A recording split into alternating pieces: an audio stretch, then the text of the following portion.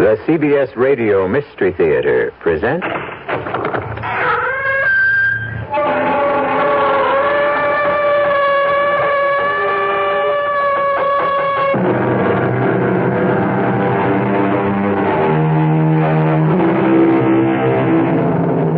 Come in. Welcome. I'm E.G. Marshall, bidding you welcome to the sound of suspense. Welcome to the fear you can hear.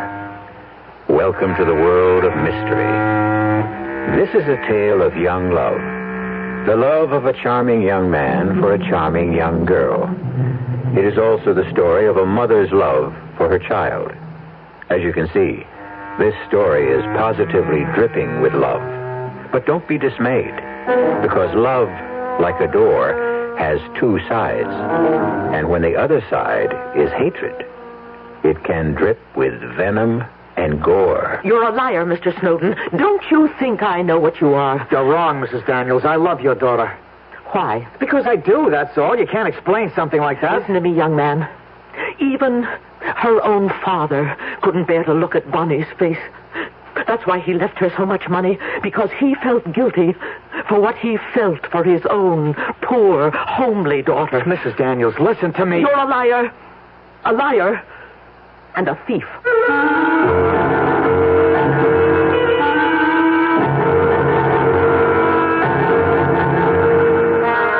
Our mystery drama, The Locked Room, was written especially for the Mystery Theater by Henry Slessor and stars Jack Grimes and Corinne Orr. It is sponsored in part by new sugar-free Diet 7-Up and by the Kellogg Company, makers of Kellogg's Special K cereal. I'll be back shortly with Act 1. Oh, somebody's been drinking my sugar-free Diet 7-Up, and it's all gone. Oh, actually, I saved a little. Oh, a bear! Hiya, Goldie. What's brewing? That's Miss Goldilocks to you. Oh, come on, kid. You mean you don't remember me? The cottage, the 3 chairs, the porridge? Baby bear! In the fur. Been a long time, Goldie. But baby bear! Just call me BB. You drank all the sugar-free Diet 7-Up, and I have to conduct another diet drink taste test today. Well, yeah, I saw the sign on the door, a professional taste tester, huh? But how can I conduct my taste test now? Why bother? I tried those other diet drinks, too. You'll notice there's still plenty of them around. Why not ask me? Well, okay, BB. Tell me, why did you drink all the sugar-free Diet 7-Up? I like the taste. Light, fresh, natural. Sugar-free Diet 7-Up is definitely unbearably delicious. Mm-hmm. I don't know, but it's always something, isn't it? You just about get over paying for the holidays, and April 15th is staring you in the face again. Well, Don was griping about doing our taxes. What else is new? And I remembered hearing that CIT has an income tax service. So I said, look, honey, unless you enjoy torturing yourself, why don't you let CIT do our taxes? Well, I guess I caught him at a weak moment, because that's just what he did. You know, he came home all smiles, said they were fast, computerized, had a $5 minimum charge, and saved him a lot of time and aggravation. And if he needed extra cash, he could have applied for a unilone right there at CIT. Don said the CIT man was so nice, it was almost a pleasure doing the taxes. Almost. CIT makes money happen. We really do. And they make doing taxes almost a pleasure.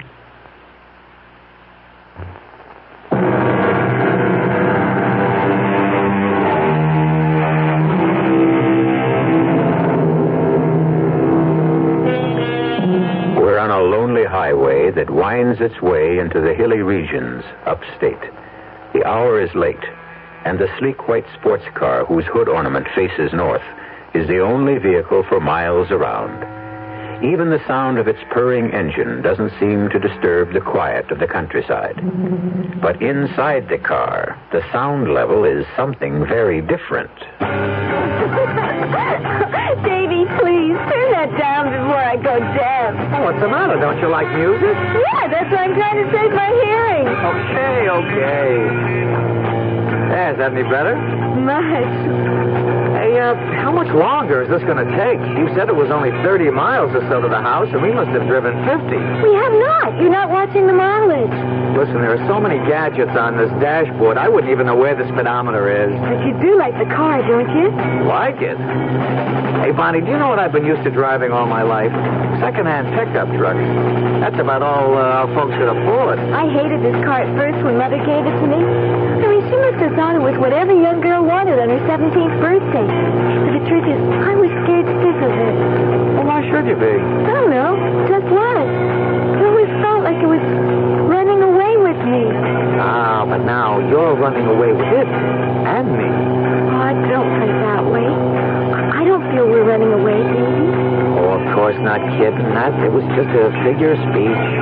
Davy, look! We're almost there. Oh, there's the old red barn I told you about. Hey, great. Do I make a right here? Yeah, a sharp right, and then straight up the hill until you come to the sign. Is it still there? When was the last time you were here, anyway? About 10 years? No kidding. Yeah, that's right. I was only 8 when we left. Oh. Davy, there it is. You can see the chimneys. Oh, wow. Yeah, how many chimneys does the house have? It seemed like hundreds. There was a fireplace in every room except the bathroom. Wait till you see it, Davy. Oh, just wait.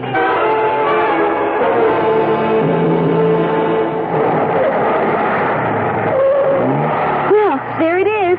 What do you think? Now, that's what I call a real funky old house. How big is that place? It has 4 floors and I guess about 30 or 40 rooms. I never counted them. All those rooms and nobody living in them? I know. It does seem like a terrible waste, doesn't it? Oh, Bonnie, you're speaking to one-room Davy Snowden, remember? The only place I lived in my whole life with more than one room was the farmhouse. Yeah, well, that had 3. Oh, I wish you wouldn't keep talking about that. I mean, you know, how poor you were. Okay, kitten. Rich little girls get to feeling guilty when they hear stuff like that. Look, let's not sit out in the car all night, huh? Let's go look at that old haunted house. It is not a haunted house. You sure you got the key now? Yeah, right here in my purse. And the lights are working? I told you, we rent the place every summer. We have to keep the electricity turned on. Well, let's go then.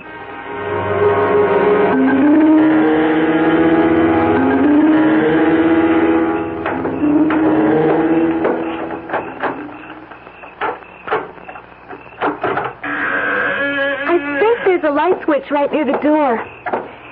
Yeah, here it is. There. Look at the size of this place. I know, it's a terrible old barn of a place. That's what my father called it. When he died, well, Mother just thought it was foolish, the 2 of us living here all by ourselves. Looks kind of run down. I'm afraid it is. But the foundation is still solid. Plenty of furniture. Hey, come on, show me the rest of the house, huh? What would you like to see first? Well, upstairs.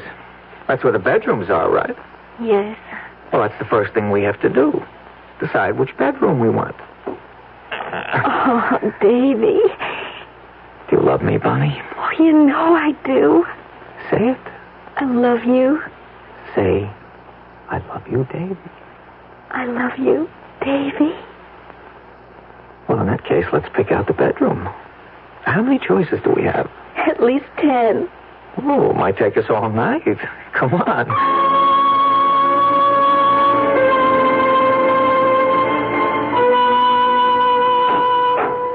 No, I don't like the look of that one. It's too gloomy. That was my mother's room. You mean your folks had their own room? That's right. Well, maybe that's how they do things when you're rich. But me, I'm just a country boy. Now, let's see about this door.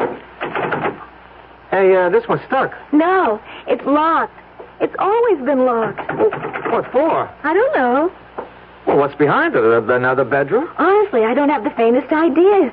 It's been locked ever since I can remember. Daddy once told me never to go near this room. Once I remember my mother talking about it, sort of nervously. Oh, that sounds very mysterious. What do you say we break it in, huh? Oh, Davy, no, we can't do that. Well, gee, aren't you curious? Maybe it's full of hanging women, like in Bluebeard's castle. Or maybe that's where the family jewels are hidden. Oh, let's leave it alone, Davy. I was always scared of that door. Yeah, but what's it locked for?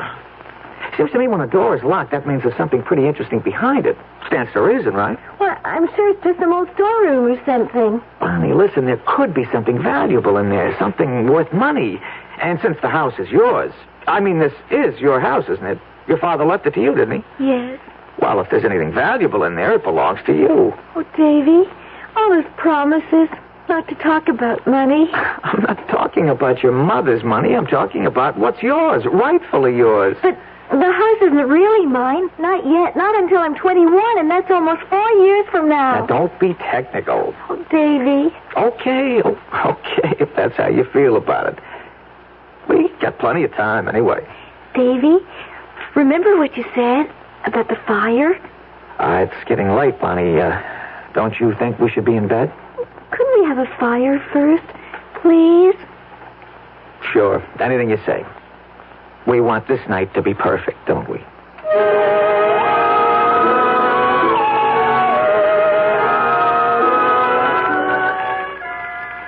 Yeah, I guess I am a little like that. Boastful about my poor childhood. As if it's a badge of honor or something. We didn't light fires because they were cozy and romantic, only because they made us warm. They're not very warm at that.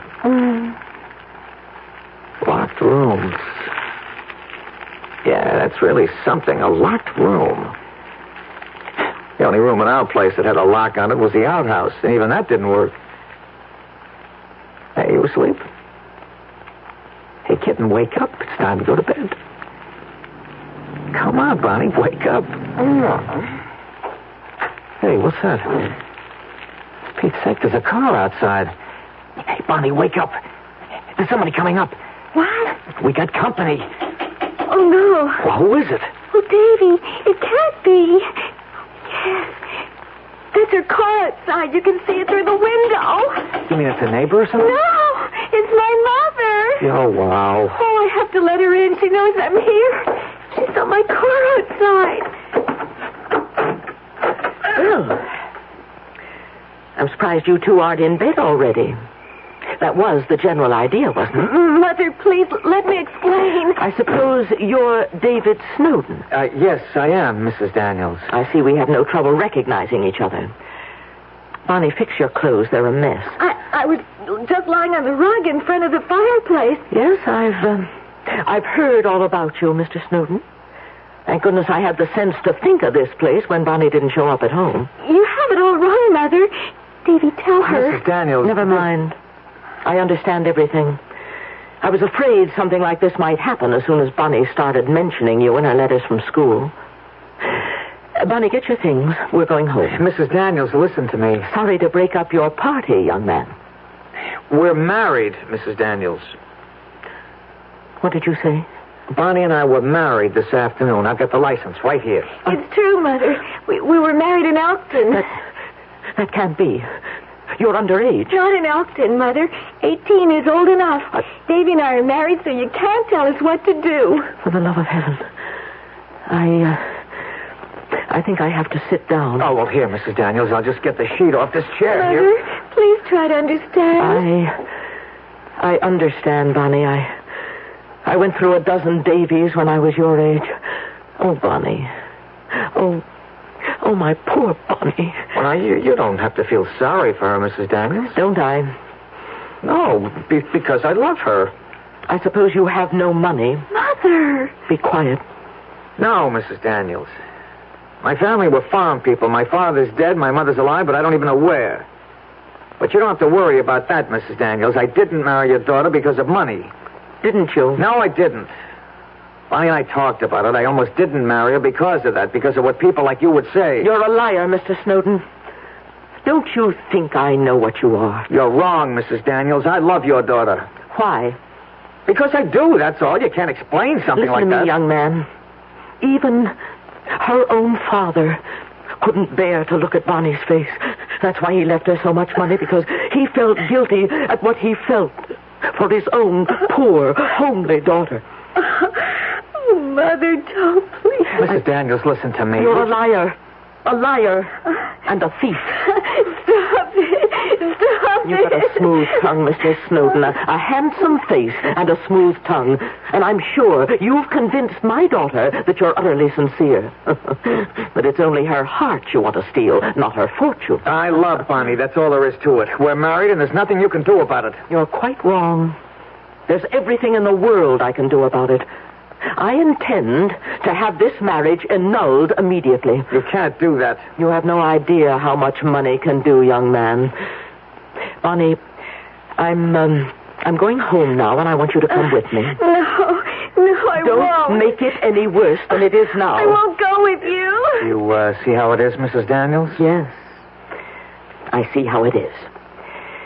Very well, Bonnie. But you'll regret this. Mark my words. Mother, I can't live without Davy. If you make us separate, I'll never forgive you. You will, darling. Strangely enough. I'll kill myself. Do you hear, Mother?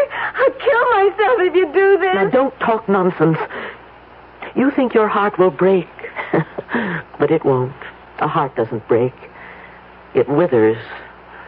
That's what I don't want you to find out. Goodbye, Bonnie. I mean it. I'll kill myself.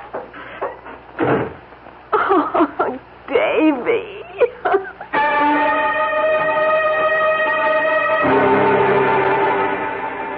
As Shakespeare informed us, the course of true love never did go smooth. And perhaps the same applies to the course of untrue love. But let's not judge the sincerity of young Davy Snowden just yet. Let's wait and see what happens next to the newlyweds when we return shortly with Act Two. And now, another story of the ball and chain, as Kellogg's Special K presents The Library. Welcome to the public library. May I help you, sir? Yes, I'd like to check out Famous Laundromats of the World by Audrey Schnorbart. Sir, excuse me, but isn't that ball and chain you're wearing just like the ones they use in the Kellogg's Special K commercial? This ball and chain? Yes, that one. How are you going to get rid of it? Well, lots of good exercises, and by eating smart at every meal, starting with the Special K breakfast. Don't you have to watch your calories? Yes, and the Special K breakfast is less than 240 calories. Less than 240 calories? Right. A 1-ounce bowl of high-protein Special K, 4 ounces of skim milk, tomato juice, and coffee. It's really tasty, and it's going to help me get rid of this ball and chain. I'd say it's long overdue, get it? Your happy ending could begin with the Special K breakfast from Kellogg's. You're probably well aware of the advantages of a well-tuned car in helping you obtain better gas mileage. A well-tuned car can run more efficiently, more economically. If all cars were properly tuned and operating efficiently, we could save millions of gallons of gas. To help you evaluate your car's efficiency, your participating GM dealer has 2 new energy checks available. One is an economy checkup that includes an engine diagnosis along with several other inspections to see if your car is up to specs. The other is an economy tune-up to help give you a smooth-running engine that performs efficiently. Making the most out of the gasoline around is one of our country's basic challenges. It's important to you and to us at General Motors. That's why we're inviting everyone to come in now for a GM energy check at a Chevrolet, Pontiac, Oldsmobile, Buick, or Cadillac dealer. Get together with him and get more of a run for your money.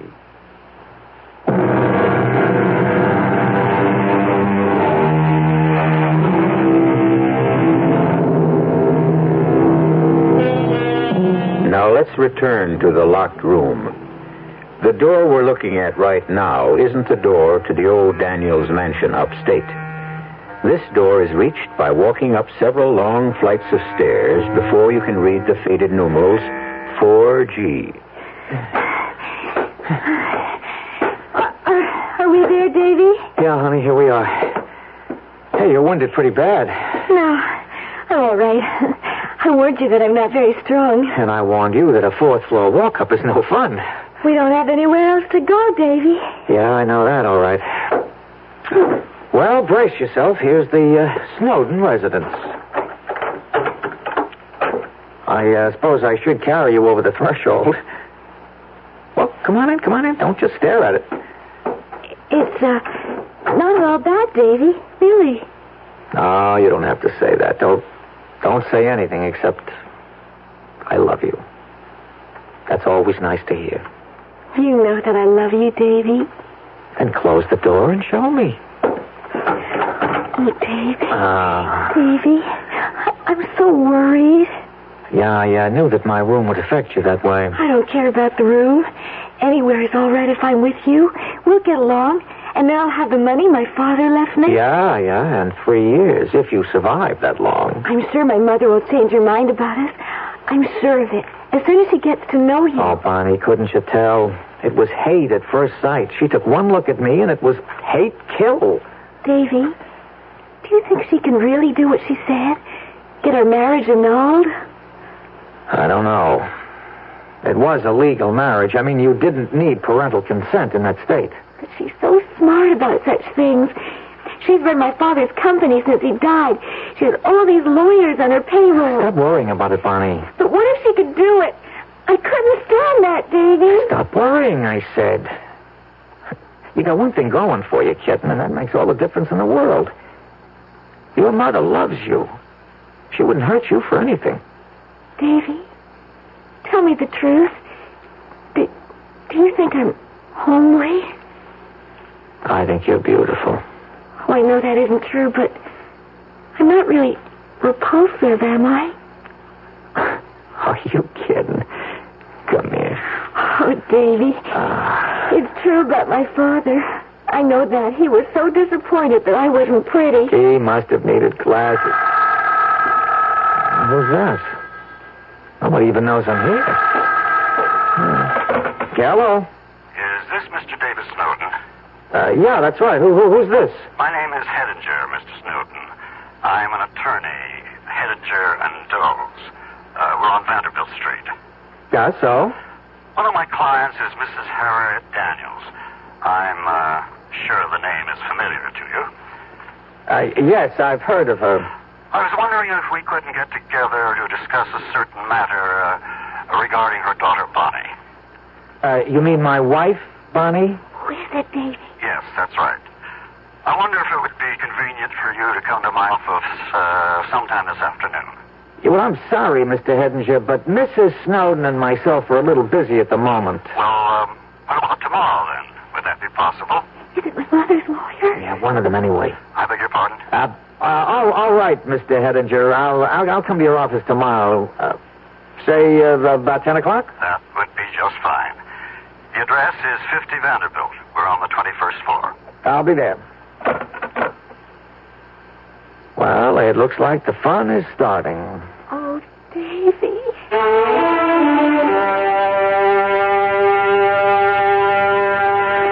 Please sit down, Mr. Snowden.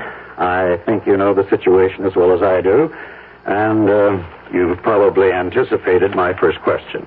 Well, I'm not sure I have, unless it's, why don't I just go away and stop bothering her daughter? It's something like that. But it would be hardly sensible to expect you to do such a thing without incentive.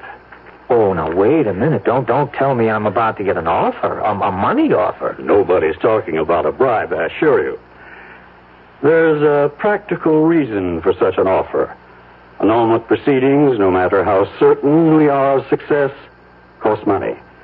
Mrs. Daniels could actually realize quite a savings if you cooperated for some flat figure, say $5,000. Not unreasonable of her. Do me a favor, huh? You tell Mrs. Daniels that I wouldn't give up my marriage license for $1 million. I notice you specify $1 million.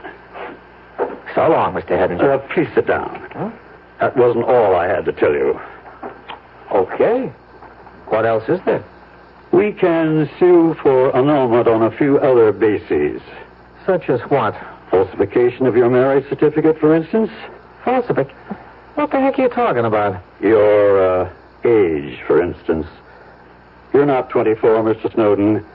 You happen to be 30.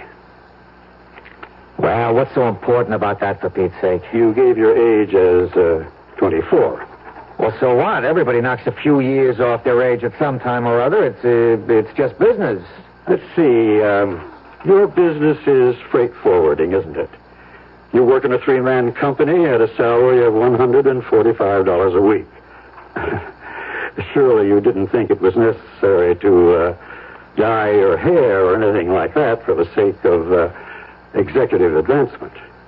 Look, Mr. Hedinger, first of all, I'm 29, not 30. I'm a few days premature, I suppose. You'll be 30 next week, won't you? Happy birthday, in case I don't see you. I just didn't want Bonnie to think I was too old for her. Don't make everything so difficult, Mr. Snowden, because you know how it's going to end. Mrs. Daniels is the most determined woman you've ever met in your life.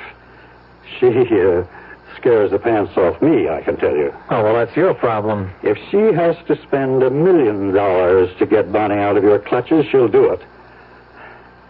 I'll guarantee you $10,000 if you'll sign an agreement. I'm sorry, Mr. Hedinger. No can do. You're a stupid boy, do you know that? Sorry, I take that back. A stupid man. So long, Mr. Hedinger. Give my best to Bonnie's mother. And tell her we're both very happy. Oh,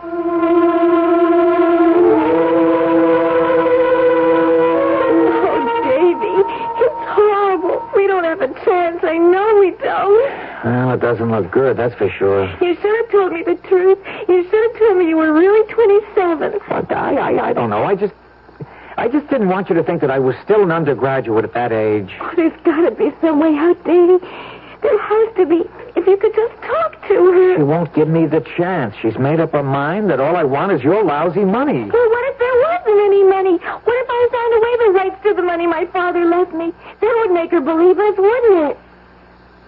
Well, that's pretty drastic, kitten. I mean, that money is yours.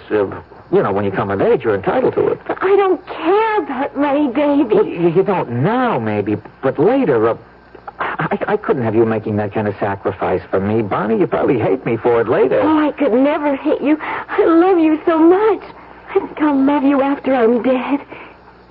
Davy? Davy, what are you thinking? Nothing. Davy, you don't care about the money, do you? Please talk to me. Bonnie, I have an idea. I have a very crazy, very good idea. About what? Well, I wouldn't blame you for not going through with it. I'd understand. But what is it? You remember what you said, what you told what you told your mother up at the house about your killing yourself?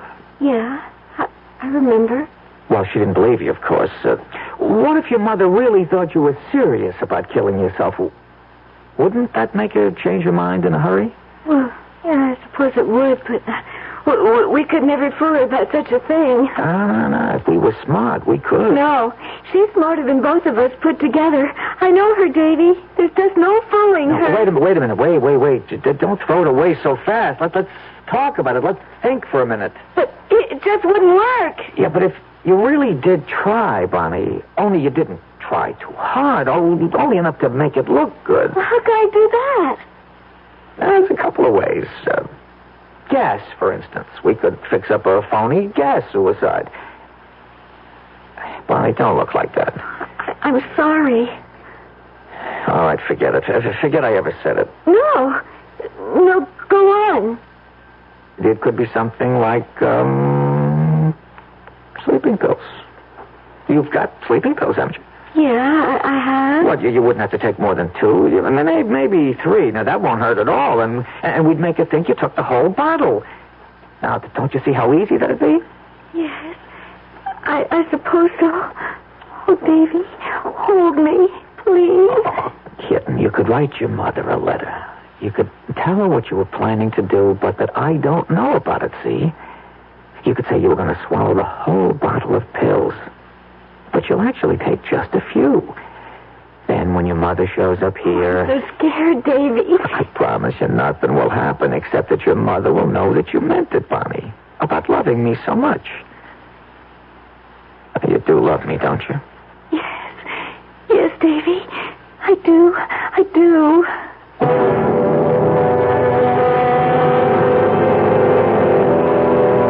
There's another famous saying about love.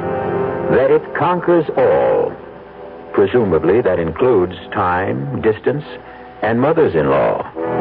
But will love and deception succeed together?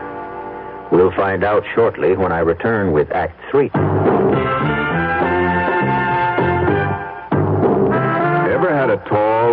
tasty glass of amplitude? Well, if your beer is Budweiser, you've had it often. Amplitude is a fancy word for the entire taste phenomenon, the total experience of flavor. Next time you take a healthy swallow of Bud, watch what happens. Think about the sensations you're experiencing. Notice how the flavor of Bud comes on nice and easy. Not too strong, not too quick, just right. Notice the clean, crisp togetherness of Bud's taste. Everything in perfect balance, with no single element jumping out at you. And there'll be no aftertaste either, no hanging on. And you'll be refreshed and ready for another glassful. Actually, Bud drinkers have been experiencing amplitude for years, but they never phrase it that way. They just say Budweiser, and that says it all. Anheuser-Busch, St. Louis. It's so good to see the green grass grow again. After years of being careless, now the folks seem to know it's time to pitch in.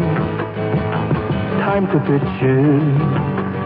We can breathe a fresher air. There's more beauty everywhere, 'cause more people seem to care. They're all pitching in. We've got to pitch in to clean up America. We've got to pitch in to clean up America. And if everybody keeps pitching in, we can call on America. America the beautiful once again. Oh, yeah. How can you pitch in? Write United States Brewers Association, P.O. Box 2570, Washington, D.C.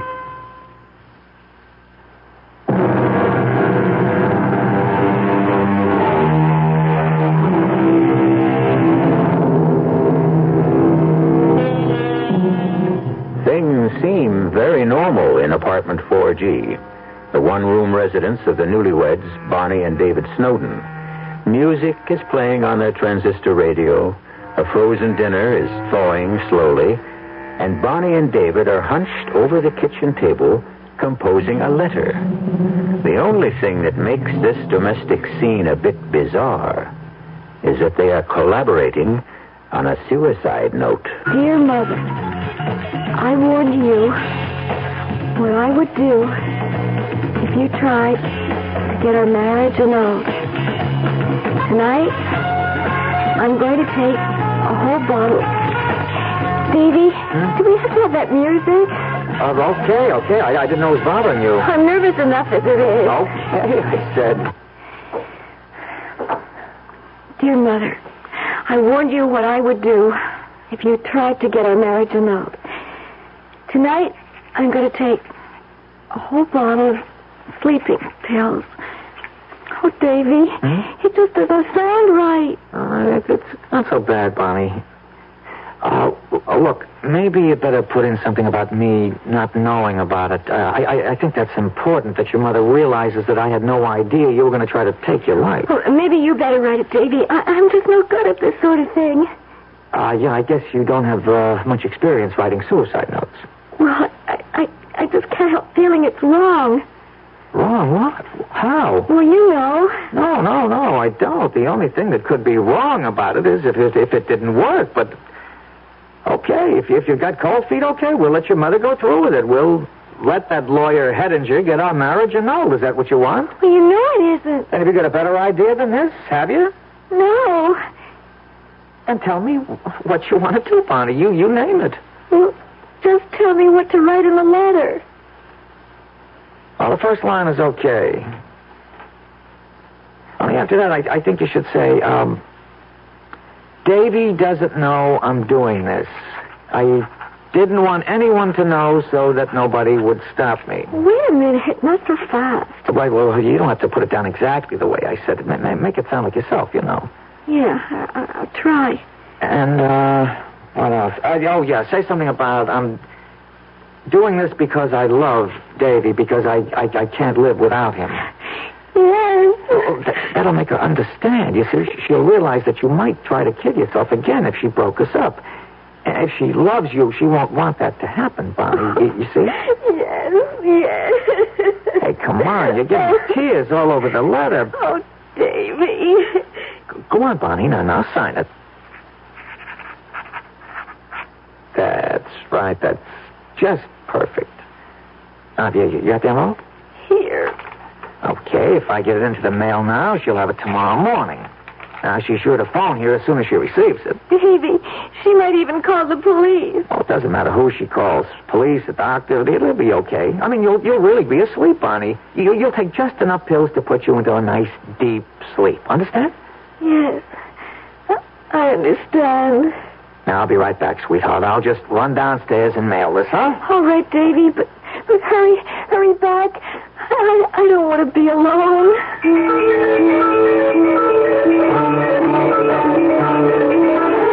What time is it, Davy? 9:15. Do you think Mother got the letter this morning? Well, you never know with the post office these days. But it could happen. Even if the letter gets there, she might not be home. She might have left the house early. Doesn't matter, Bonnie. Sooner or later, she'll see it. Well, I just don't think it's going to work, Davy. There. That must be her.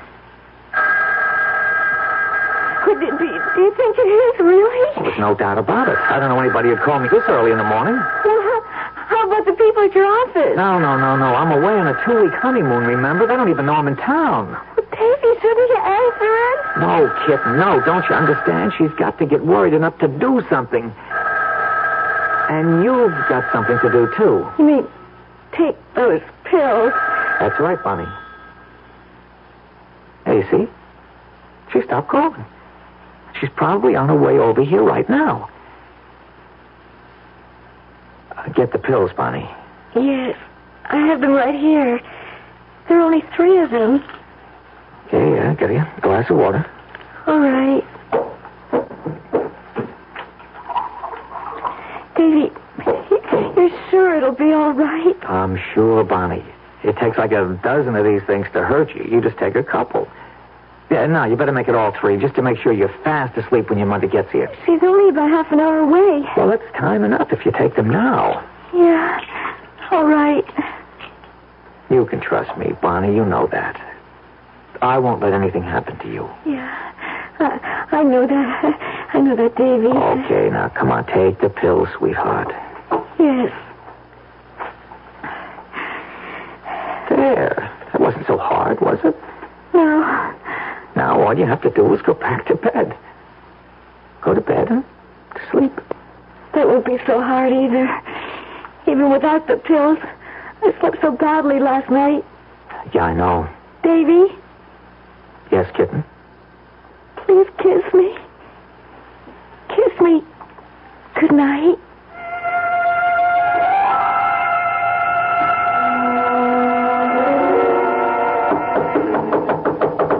One second. Oh, Mrs. Daniels. Where is she? Where's Bonnie? Well, not to take it easy. She's sleeping. Is she all right? Well, what are you talking about? Of course she's all right. She's just asleep. She likes to sleep a little late in the morning, that's all. Bonnie?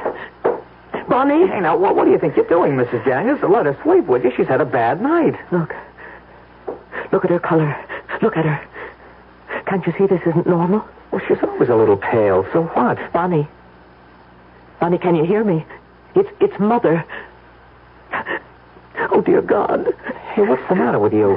You idiot. Where were you? I phoned here about an hour ago. The phone just rang and rang. I was out. I went out to get the paper. I just got back a couple of minutes ago. Bonnie, darling, wake up. Wake up. Oh, why didn't I call somebody? Why didn't I call a doctor? A doctor? What for? Here. Read this. Well, what is it? Where's your telephone? Where is it? Good Lord, this letter is... We need a doctor, you idiot. Bonnie, maybe... Oh, no. Mrs. Daniels. She's dead. She's dead. Oh, she can't be. She's just sleeping, Mrs. Daniels. She took the pills. All those pills. There weren't that many in that bottle. Maybe she'll be okay. I'll get the doctor. It's too late. It's too late. Dead, I tell you. Bonnie, wake up, kitten. Wake up. It's all right. Everything is all right. Bonnie, for Pete's sake, it's all over now. You've got to wake up. Oh, she's so cold. No! Barney, wake up! Leave her alone. Can't you leave that poor girl alone, even now? Mrs. Daniels, I swear there weren't many pills in that bottle. It wouldn't have taken many. Not with Bonnie's heart. It wouldn't take us... Well, it wouldn't take many. What are you talking about? Bonnie had rheumatic fever when she was 12. Her heart's been weak ever since. No. No. Barney, please. Please. You've got to wake up.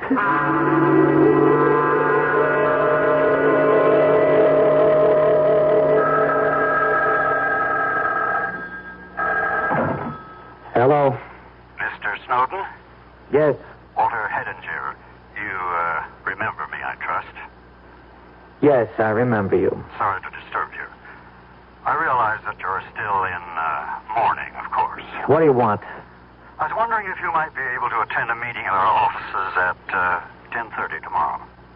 A meeting? What for? It concerns your wife's estate. What are you talking about? I've got nothing to do with my wife's estate, and you know it. Bonnie wasn't dead 2 weeks, and I got a letter from you telling me so. Well, there is still something that Mrs. Daniels wishes to discuss with you. Something, beyond the, shall I say, legality of the situation. Look, if Mrs. Daniels thinks she can make some kind of trouble for me... No. It's nothing of the kind. Don't try to kid me. She still blames me for Bonnie's death. She'd do anything she could to hurt me. I assure you, Mr. Snowden, it's to your advantage to attend the meeting tomorrow. My advantage? That's correct. Because I can promise you one thing.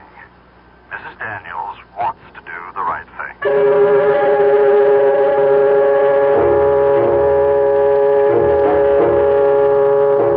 Please come in, Mr. Snowden. Yes. How are you, Mrs. Daniels?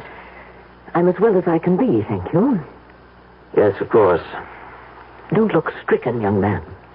Nobody's going to hurt you. Have a chair. Thank you. Well, let's get started, shall we? Mrs. Daniels, as you know, we've already informed Mr. Snowden that he has no legal claims on your daughter's estate. Yeah, I know all about that. Did you explain why?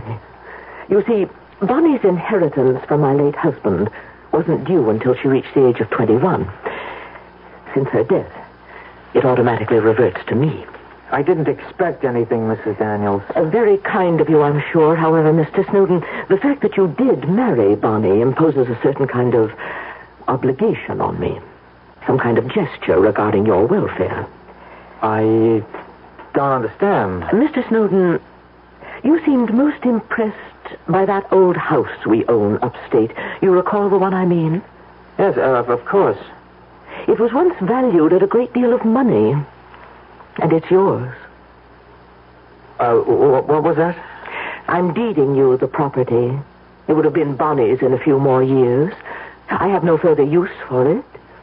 You may have complete possession of the land, the house, and everything in it. Everything? You really mean everything? Of course. Mr. Heidinger will see to the formalities. Now, if you'll excuse me, I have to go. Well, gee, Mrs. Daniels, Please don't thank me. I can stand anything from you now except gratitude. Good day. Well, let's take care of the details. Mr. Heidinger, could I ask just one question? Yes? When Mrs. Daniels said I could have everything in that house, well, there are certain places, locked rooms and things like that. Am I entitled to all of the contents? You're entitled to every stick in the place, Mr. Snowden. In fact, Mrs. Daniels left you this full set of keys.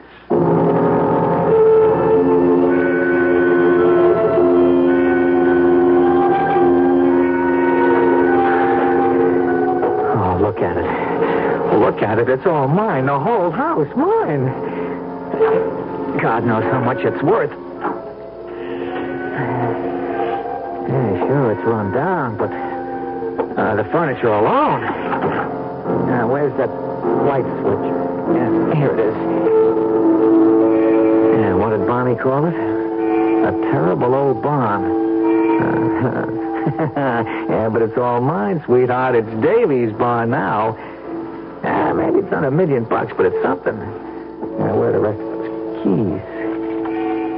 A dozen keys, but one of them must open that door. Yeah, one of them will do it, so let's just get going, Davy boy. That was really something, her giving me this house. Noblesse oblige, I guess. I gotta give the lady credit. She's got class. Let's see. It wasn't this floor. No, it was the next. There's gotta be a very good reason for locking up a room. There's gotta be something very valuable inside.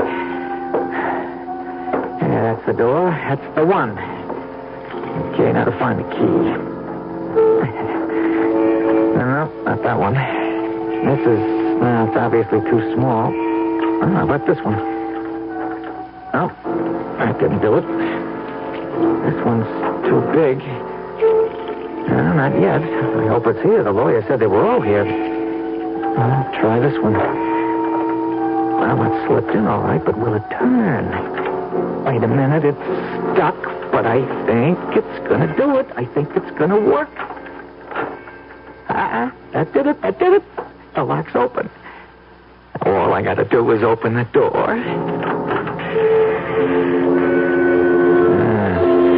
Pretty dark in there. Shades are down. What? I see a lamp over there.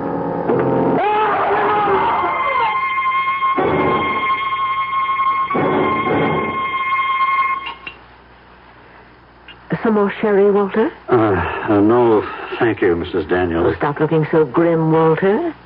Sit back and relax. Mrs. Daniels, I can't help but worry about what happened. Worry? About that scoundrel? You know what I mean.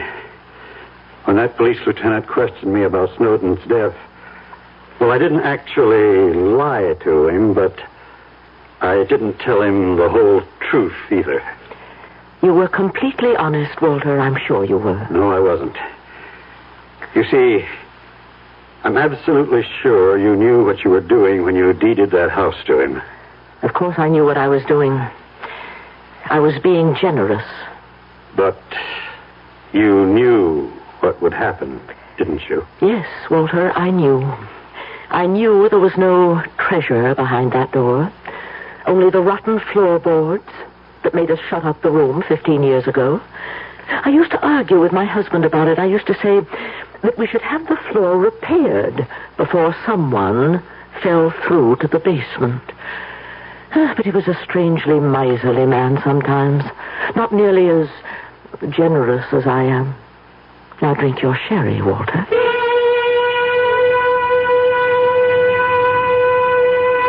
Well, what can you say about an 18-year-old girl who dies?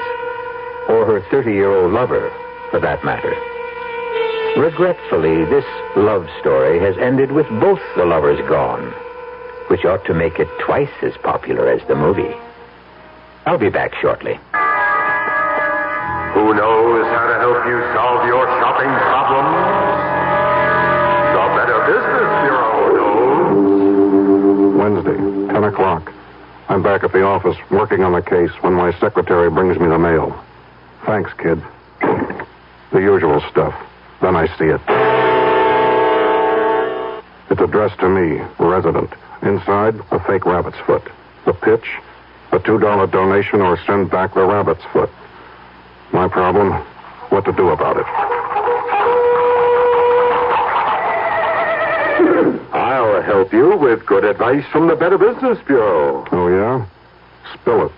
If you receive unordered merchandise in the mail, you are under no obligation to return it or pay for it. Thanks, pal. You're okay. Just another consumer tip from your Better Business Bureau.